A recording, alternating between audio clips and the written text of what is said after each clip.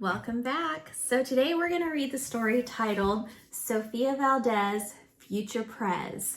One thing that I love about books is when authors and illustrators, when they kind of put a little surprise for us in the book. And you can see that we have a totally different cover if we take the sleeve off. So here we go. Let's go ahead and check it out. Sofia for President, Sofia Valdez, Future Prez, by Andrea Beatty, illustrated by David Roberts.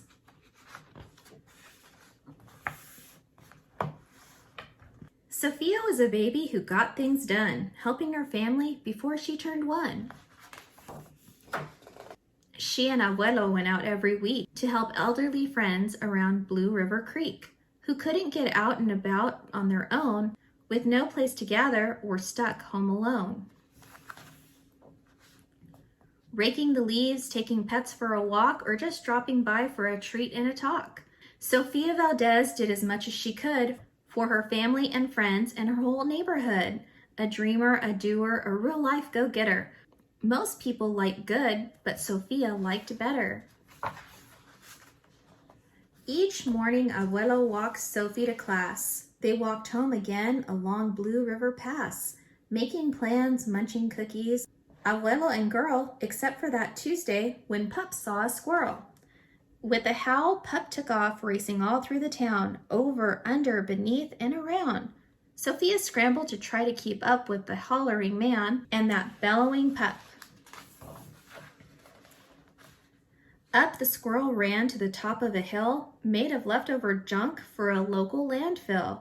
They reached the tip top of the mountain of trash, which jiggled and broke with an ear-splitting crash.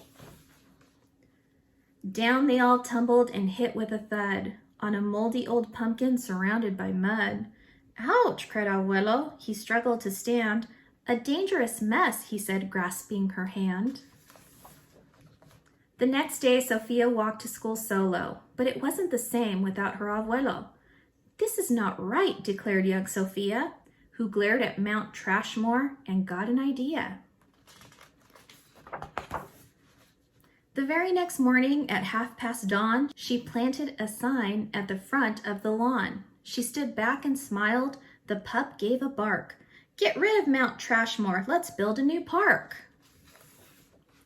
Each of her neighbors had something to say about benches and fountains and places to play. Meeting spots, gardens, a basket for bees, a rubber duck pond, and a kiosk for cheese. She drew every thought on her map of the park, which was perfectly perfect by a quarter till dark. She drifted to sleep in a soft, cozy bed, then bam, she woke up and a thought smacked her head. Her heart skipped a beat when she realized each one of her neighbors had said, "Let me know when it's done."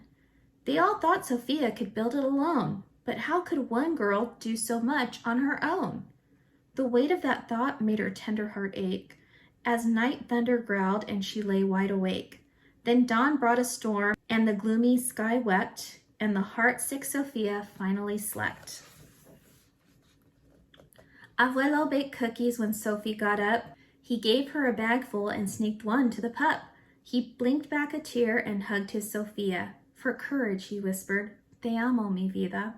Sofia's knees wobbled. She felt weak inside. She looked at his ankle and quite nearly cried.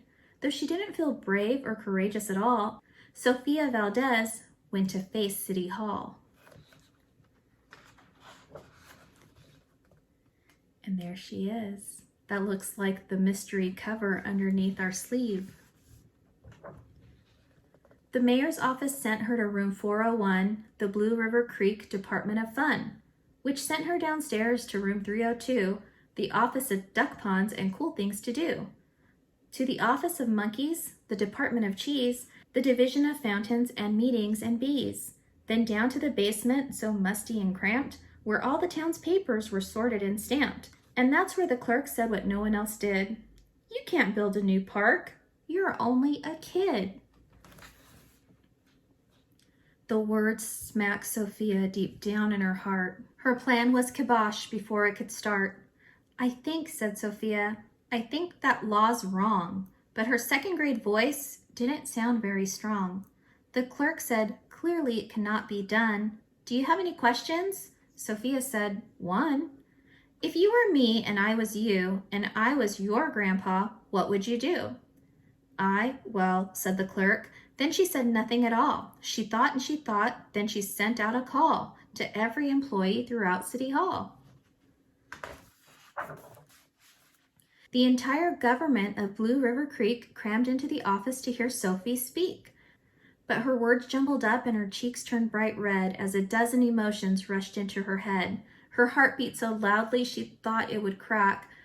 The crowd leaned in closer. Sophia leaned back. Then her arm brushed the edge of the old cookie sack. And that was the moment when Sophia knew being brave means doing the thing you must do, though your heart cracks with fear, though you're just in grade 2. She took a deep breath, looked the mayor in the eye, and though her knees wobbled, she held her head high.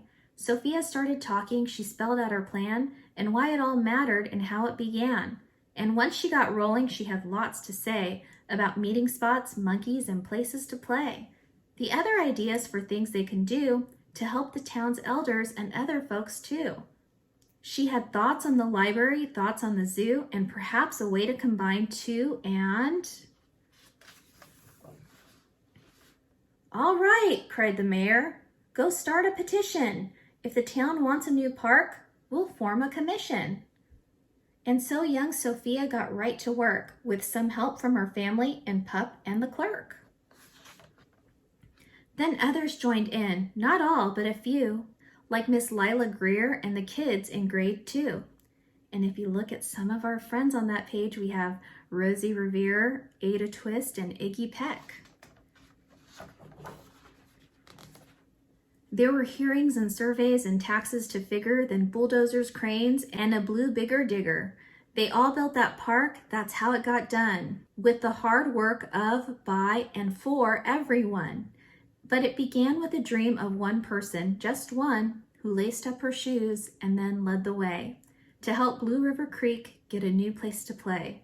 Now every evening till long after dark, the town comes together at Citizens Park. They all hold this truth to be self-evident, that Sofia Valdez could grow up to be president. Until then, Sophia, that real-life go-getter, helps Blue River Creek get better and better.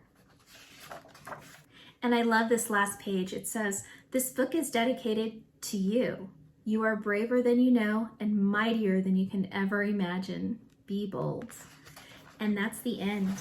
And I hope you liked this story about a second grader who can make a difference. So, what are you going to do to make a difference in the world?